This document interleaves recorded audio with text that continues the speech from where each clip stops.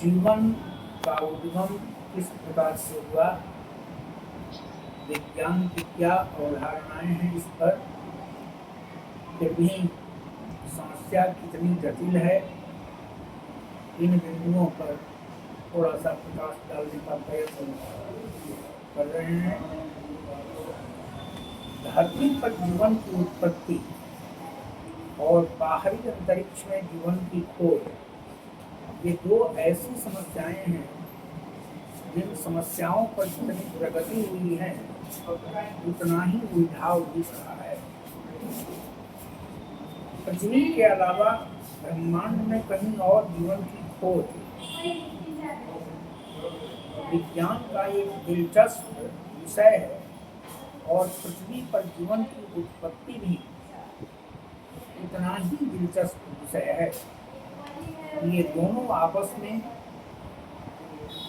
एक दूसरे से जुड़े हुए हैं और हमें यह मानना होगा कि दोनों ही मामलों में हम ज़्यादा उन्नति अब तक नहीं कर पाए हैं, बल्कि विषयों के ज़्यादा दिलचस्प होने की एक वजह यह भी है इनमें हम अपनी कल्पनाओं को विशेष महत्व देते हैं,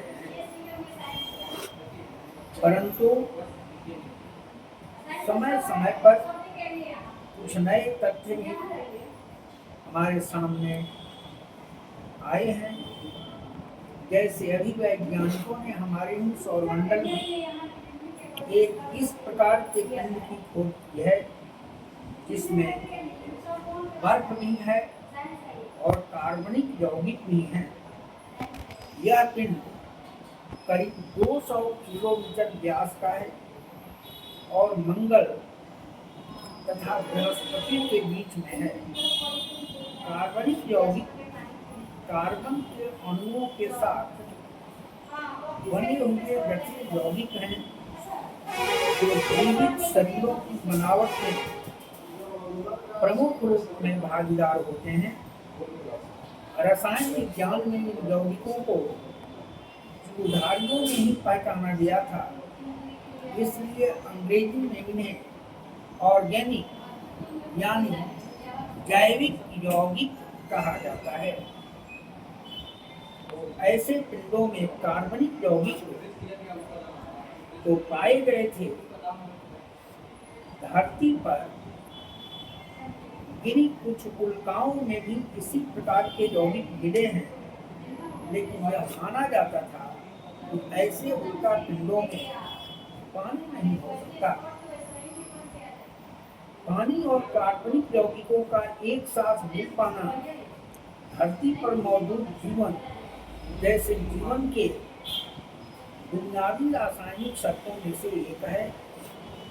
इससे इस सिद्धांत को थोड़ी सी शक्ति प्राप्त हुई है, जिसके अनुसार जीवन का उद्गम या जीवन की बुनियादी इकाइयों का विकास अंतरिक्ष में हुआ और वहां से उल्का पिंडों के साथ वे तत्व धरती पर आए। अगर कुछ रासायनिक पदार्थों या विशेष किस्म की परिस्थितियों को जीवन की उत्पत्ति के लिए जरूरी मान लिया जाए तो हमें यह भी मानना पड़ेगा जीवन का विकास हमारे अंतरिक्ष के अरबों खरबों तारों के अरबों खरबों ग्रहों में से कुछ पर होना बहुत संभव है। ऐसा तो नहीं होगा। असंख्य ग्रहों में से सिर्फ पृथ्वी पर ही ऐसी परिस्थितियां हों। हालांकि महान वैज्ञानिक स्टीफन हॉकिंग ने एक नई दलील दी कि हमें अंतरिक्ष के बाहर जीवित प्राणियों को ढूंढने का प्रयास करना ही नहीं चाहिए, क्योंकि इस बात की आवश्यकता ज़्यादा है कि वे अगर काफ़ी विकसित हों तो हमारे साथ मित्रतापूर्ण व्यवहार के अधीन कभी नहीं रह सकते हैं। इस प्रकार वे हर प्रकार से हमारे लिए हानिकारक नहीं होंगे। वैसे भी इस बात की संभावना कम है कि हम अंतरिक्ष में जीवन के निशान को ढूंढ सकें। मान लिया जाए कि हजारों प्रकाश वर्ष दूर किसी ग्रह पर जीवन है, तो हमारे संदेश उस ग्रह तक पहुंचने में हजारों वर्ष लग जाएंगे। अभी तो प्रकृति में प्रकाश से तीव्र किसी प्रकार के कण की गति प्राप्त नहीं हुई है। ऐसे में यदि वे उसका जवाब देना चाहें तो कुछ हजार वर्ष और लगेंगे। कुछ वैज्ञानिक एक दूसरे तर्क से सहमत हैं।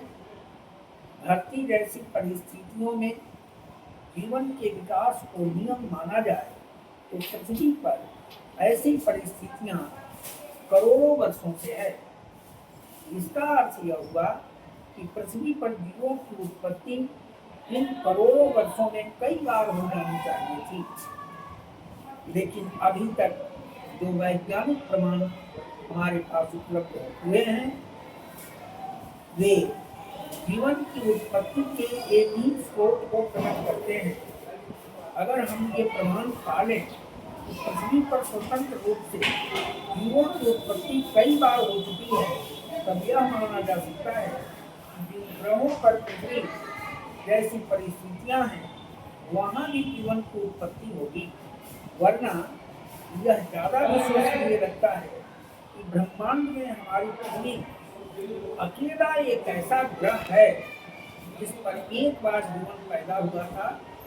यह एक दिलचस्प तर्क है और अब तक इस पर बहुत बातों का अन्वेषण आवश्यक है, यानी अभी इस पर बहस के अनेक बिंदु हो सकते हैं। विज्ञान इस मामले को अगर किसी नतीजे तक ले जाता है तो यह एक बहुत बड़ी वैज्ञानिक उपलब्धि होगी। हम अगले एपिसोड में फिर इस बात पर कुछ और आगे चर्चा करेंगे। आज इतना ही।